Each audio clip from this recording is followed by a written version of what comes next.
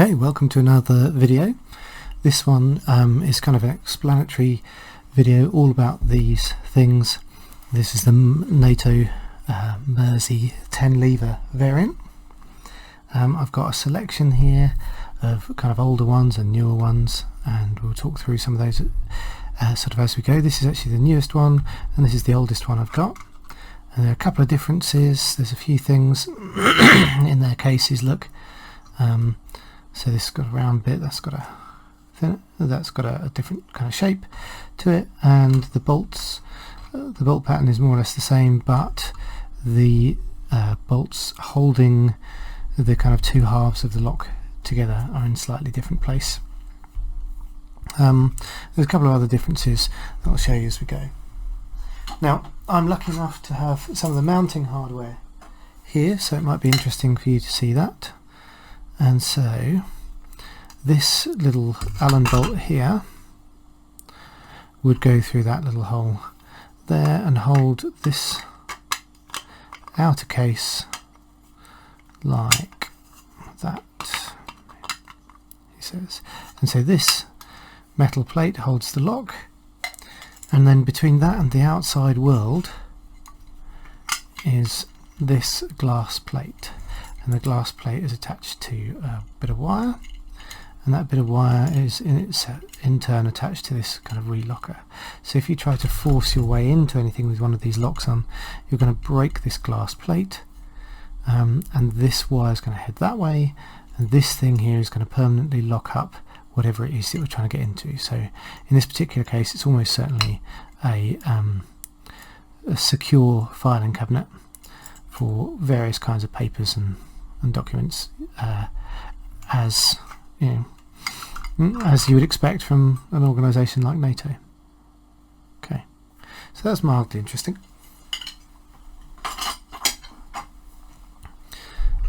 Let's have a look inside then. So what makes this lock kind of special? What's the point?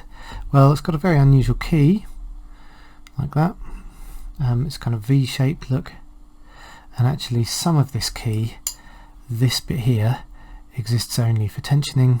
So you've got 1, 2, 3, 4, 5 levers. There's a 7 lever version of this which exists as well, but curiously is not any more secure.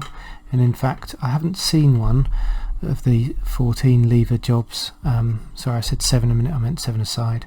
I haven't seen one of the 14 lever jobs which has got some or one of the security features that the more modern ones do.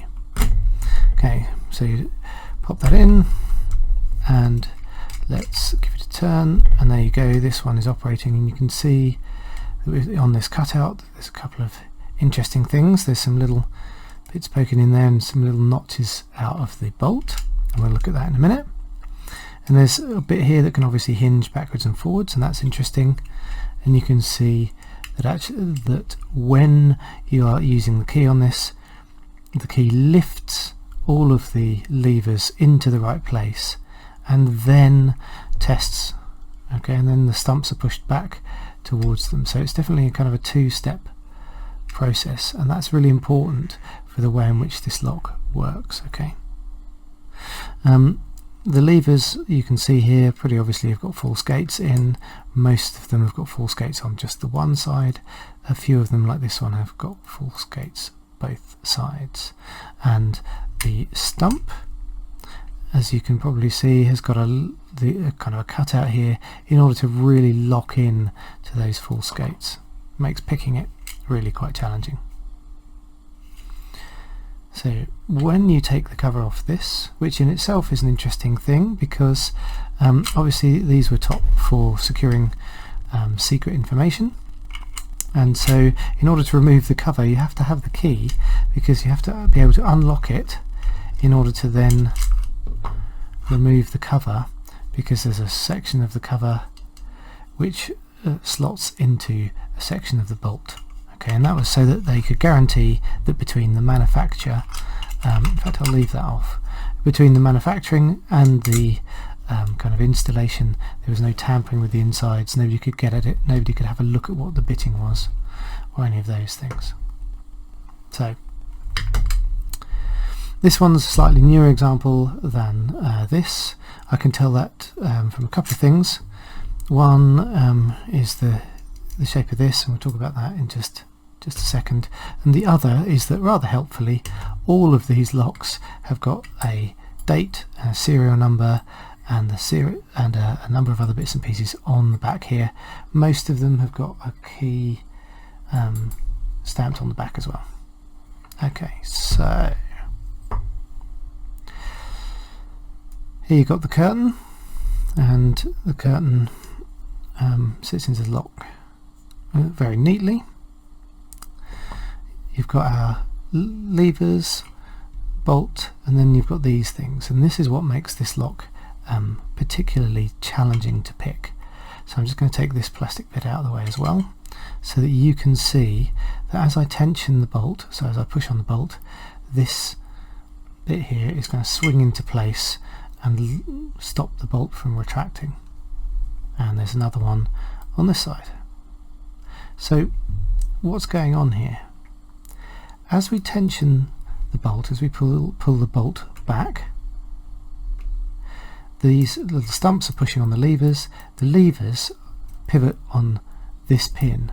This pin here is, let's follow it through, is in this case free to float around this little square box, okay, like that. On this one, this is the older one. I don't know why they changed this originally, presumably because it's actually quite fiddly to make this little slot like this, although there's so many other practices, I don't know. So this is free floating, and then on the most recent ones you've got this kind of square shape, and there's an intermediate step as well, look, where it's actually just a drilled hole. You might have noticed, if you're particularly observant, that there's another change here between these two as well, and that's this little bit here. So it's not on this one or on the very old one, but it is on these two, which are the more modern ones. So that is the security feature, which I haven't seen on the 14 lever, but hopefully someone who's interested will find out and will tell me. And on these ones, you see that on the curtain there is a little ramp here, and so let's have a look at what that does. You can see there's a little bolt. That bolt there passes through the that little bolt itself passes through the bolt and into this bit of the casing. So with this in place and the curtain in place, I can't tension this at all. And so on the video where I'm picking this, the first thing you see me do is I go in with this tensioner. Let's just give you a good view there, and I turn that curtain, and you can see that it retracts that bolt, and that means that I can then tension the lock. Usefully for me, and you might see it on this, the curtain doesn't extend into this bit, and so the curtain is actually not that helpful in protecting this lock at all, because this bit here is the bit that tensions the lock. So I'm still free to tension this. Now I've retracted that bolt, I can still slide a tensioner in and apply tension. And the two keys, the two sides to this, actually work against itself again, because I'm able to rotate this curtain so far round as I'm in that first thing that I've just simply lined up the hole with the middle of the levers, and so when I pick it I can go straight in through the curtain like that, no problem. I can pop a tensioner in as well. Let's just do this, shall we? So let's pop that in there, and then I'm away home, you know, all safe. So let's just show you this and show you one of the other things. So you can see here that there is a bit of lateral play, and when you're tensioning this you can exploit that lateral play a little bit in order to force one of these stumps to bind more strongly than the other, and so as I move this side to side, and it's very much exaggerated in this case with the some of the frame off of it, you can see that I can engage the blocking mechanism on this side and not this one, or if I push it the other way I can engage just this one and not that one. And what we're doing, let's just pop this out of the way, is you can see there's a hinge pin there, and that stump pushes on that lever, and the lever in turn pushes on this little mechanism, and that's what's operating the blocking mechanism. That's what's getting in the way. Okay, so let's put this to one side and let's see if I can see if we can show you how all that goes as you're picking it. Okay, so we'll do this with my cutaway so that you can see what's going on. And what I'm going to do is I'm going to pop my little tensioner in, and I'm going to pop my wire in, and just to try and keep everything nice and stable, I'm going to pop that through there. I don't need it for much. I'm not tensioning terribly hard, because of course if you tension this thing highly, you get to there, these stumps are pushing hard on the levers and everything just locks up. So what you actually need to do is just tension it enough just to get one side or the other starting to bind, and this thing should then pick in a reasonable quantity of time. I say a reasonable quantity, I don't know, it might take us forever, but you can see, oops, I've just overset that, and that's a pain. I'm trying to give you guys the best view of this, so I'm kind of doing this mostly by feel. I can kind of see a little bit, so I'm semi-cheating, but that's alright for this, isn't it? Okay, so feels like we're about there with this side, so I'm just going to back off. Oops, I backed off the tension too far, so let's try that again. I've just got to ride a really fine balance between enough tension, there we go, to hold the levers in place, and enough to set them. Now that's not moving, so I'm in a full skate there. That's frustrating, so I'm going to back off the tension a bit more, and this is where actually I'm going to switch to fingers. This is now incredibly difficult. I think it's incredibly difficult anyway to get out of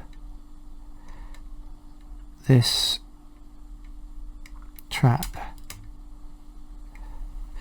This is where rats. I was about to say, this is where just giving it a wiggle and just changing the bias ever so slightly as to which side you're causing to bind more firmly really helps. Okay, so let's see if we can get this going on. Well, I couldn't get it the first couple of attempts, so I went away and got a coffee instead of getting overly frustrated, and we're back at it. So just the same old tensioner, and we'll give it another go, and we'll see if we can get anywhere. So I'm just riding the balancing tension between the two, between kind of locking the thing up completely and not getting any binders at all. It's a very fine balance, but of course as you start to set a few of them, the tension kind of changes, the amount of pressure through that side of the lock changes. Now that feels like everything's there and it's time to back off the tension some. So I'm going to try that. I'm going to hope for a clunk and see. Nope, no clunk. Okay, so Let's try that again. Now that's a bad clunk. That means I'm on a full skate and they're a pig to get out of. This is what keeps going wrong for me today. So let's see what I can do about this.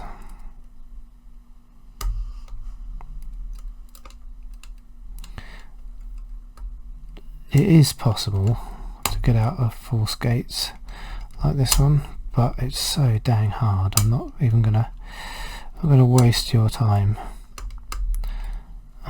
If you start picking one of these super seriously and you want to talk to me about it, about how the hell you get out of full skates, I'm very happy to share my albeit limited wisdom. But as with most things, okay, let's see if we can do it. You just have to bounce tension. It's like that, but I've dropped some others, I think. So let's see if I can get that in place. I feel like I'm nearly there with this. So that feels... Oh no, that felt like a good clunk. Then if it is, because I'm trying to give you the best view, but there's nothing which is super rigidly bound, and that's really, really good. So I think I'm actually in the right gates there, which is cool. So let me have a go at the other side. And yeah, okay, so the other side is, the feedback is a little different, because now it's carrying all the tension, and so, okay, I wasn't expecting that. That feels like we're right in the full skates. So let's see if I can outdo myself today. Okay. This is...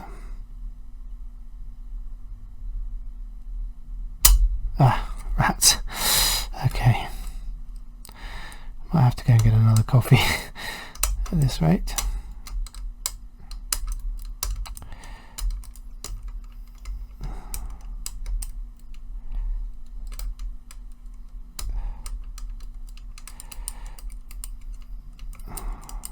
Okay, so that's back in that side. It's a little easier once you've done it once in your memory. It's the feel of everything is fresh in the brain. It's definitely that nasty full skate. See what? Will you let me cheat? I hope you will, because I'm going to go mad getting back to that same position every single time. Okay, let's try picking it in this order.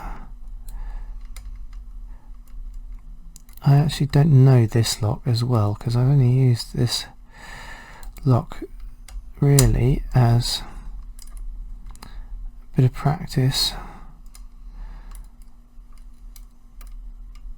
for getting a bit of a feel. I put the back of this one on the one that I thought was the best candidate, and now having, oh hello, that's weird, that's binding. Something feels funny there, so I reckon we're about there. So let's try. Okay, that's okay, that's okay, that's okay, that's okay. So I reckon if I'm really careful here in a second, I just, oh no, I just pulse the tension a little bit maybe. Come on.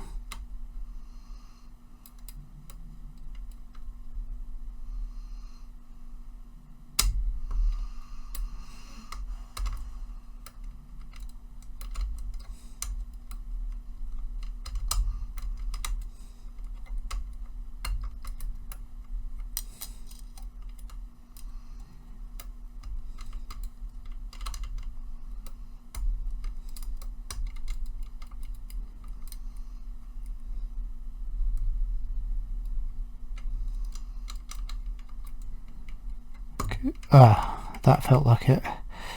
That felt like a good clunk again. So we're gonna before I back off the tension. Got a little bit. If I wind it on hard, nothing happens, so I'm going to back off the tension some more.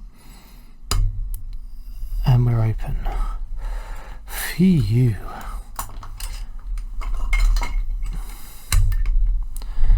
There you go. That's the Mersey 10.